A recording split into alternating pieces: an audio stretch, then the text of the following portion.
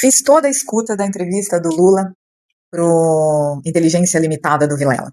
Foram 2 horas de entrevista. A entrevista só começou a rodar mesmo a partir de 1 hora e pouquinho, porque na primeira hora era só o Lula falando sobre a vida dele, sobre as experiências dele. 1 hora e 11 mais ou menos de entrevista, sai a primeira pergunta interessante realmente, que é quando o Vilela fala para ele sobre a prisão dele, sobre ele ter sido acusado de corrupção, né? E ele dá uma enrolada e vai lá em Getúlio Vargas, dizendo que Getúlio Vargas chegou a se suicidar porque foi injustiçado e nunca provaram nada dos crimes de corrupção que ele estava sendo acusado. E aí Getúlio Vargas chega àquele extremo que a gente sabe, né?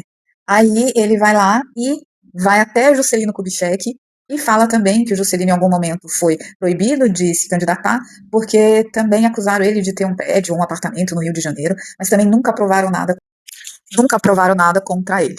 E o presidente Lula fala: eu provei que eu sou inocente, né? Então, ele é esperto, ele sabe se defender, ele sabe falar a favor dele. A gente não liga aqui, tá? Que é um procedimento estético que eu fiz. Mas a gente pode falar uma coisa, pelo que eu vi daquela entrevista, é o Lula, gente. Não tem sósia, tá? Não tem clone, é o Lula. O jeito de falar, a postura corporal, é ele mesmo.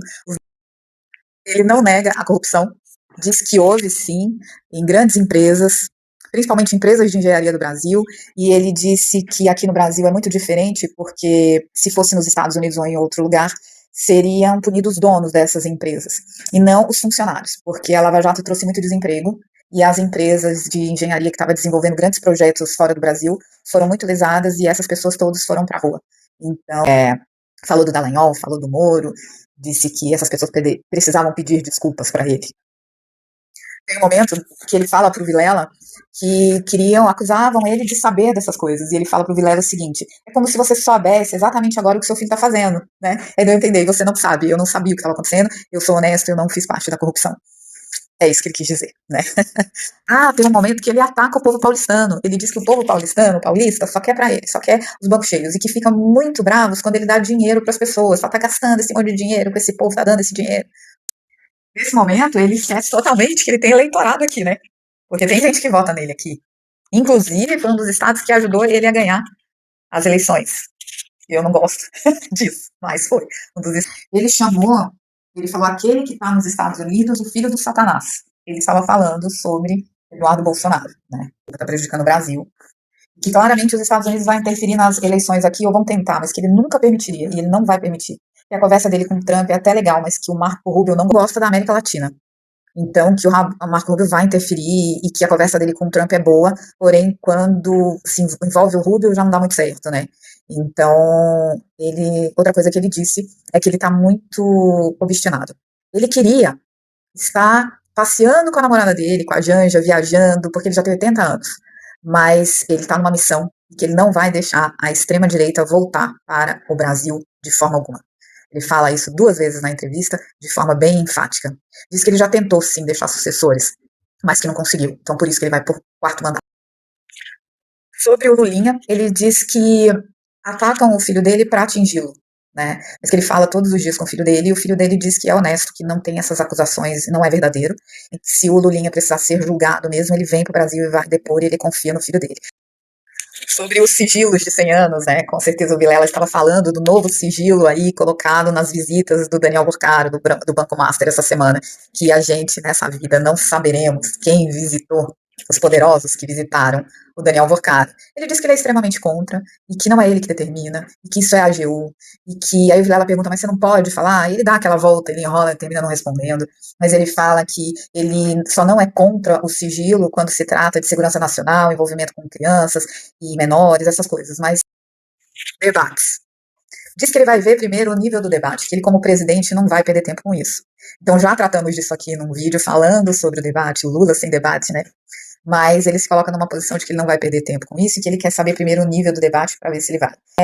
Ele começa a falar do Bolsonaro, ele fala muito que o Bolsonaro foi um negacionista, prejudicou muito as pessoas durante o Covid e que ele quer ver o Bolsonaro responder a um processo como genocida. Nessa hora, a assessoria de imprensa dele manda parar, assim. Já tinha 1 hora e 40 de entrevista.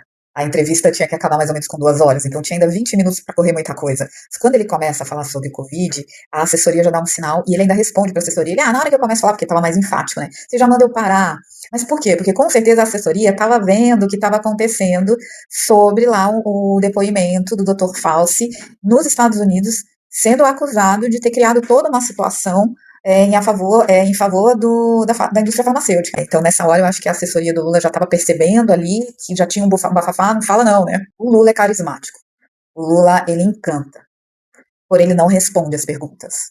Ele dá exemplos, ele se cerca de coisas, mas sobre ele não fala. Ele chega no momento atual, quando o Vilela muda um pouco o foco. A gente falou até agora da sua vida, da sua trajetória, e vamos falar agora disso, né? E aí muda um pouco o foco. O Vilela fala no começo da entrevista que não foi combinado, que ele não aceitou a ideia de que passar as perguntas antes, que não existe isso. E pareceu, assim, umas cartas marcadas. Ou a assessoria sabia exatamente o que ia ser perguntado, né? Claro que foram temas bem atuais.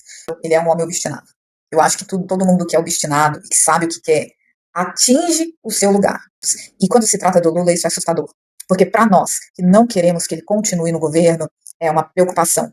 E a gente não consegue ver isso do outro lado. Quem é que está com tanto sangue nos olhos assim? Da direita. Quem é? Quem é, gente? O único que tinha essa gana, né, essa coisa da obstinação, é o presidente Bolsonaro, que está fechado numa das visões mais cruéis que pode existir, que é deixar um homem longe do seu público, fechado na sua casa, sem poder aparecer, sem poder se expressar. Agora, de novo, todos voltaram à cena do crime. Quando as pessoas usam esse termo, a cena do crime, parece que a gente está usando só um chavão. Não é, não. É literal, é a cena do crime. Voltaram todos eles. Dos irmãos Batista, a José Dirceu, o problema com os Correios, os problemas com a Petrobras. Então, gente, existe corrupção sim, ele é o chefe, ele atrai, ele faz. Não adianta ele vir falar que é como um filho que ele não está sabendo o que está fazendo, né? Então, aquele homem do passado, se é que um dia ele foi um homem tão idôneo assim, não existe mais. Aquele homem simples, não existe mais. Hoje ele é demagogo, ele é uma das maiores fortunas do país, e a gente não sabe de onde saiu tanto dinheiro, afinal de contas, como 4 vezes presidente, não era para ter tanta grana assim. Então ele não existe mais, aquela figura lá, não existe mais. Vou finalizando por aqui e ai, bem preocupada com outubro, mas vou finalizando por aqui, gente. Isso aqui, me segue aí. Um abraço para vocês e por um Brasil melhor, gente. É só o que eu desejo. Tchau.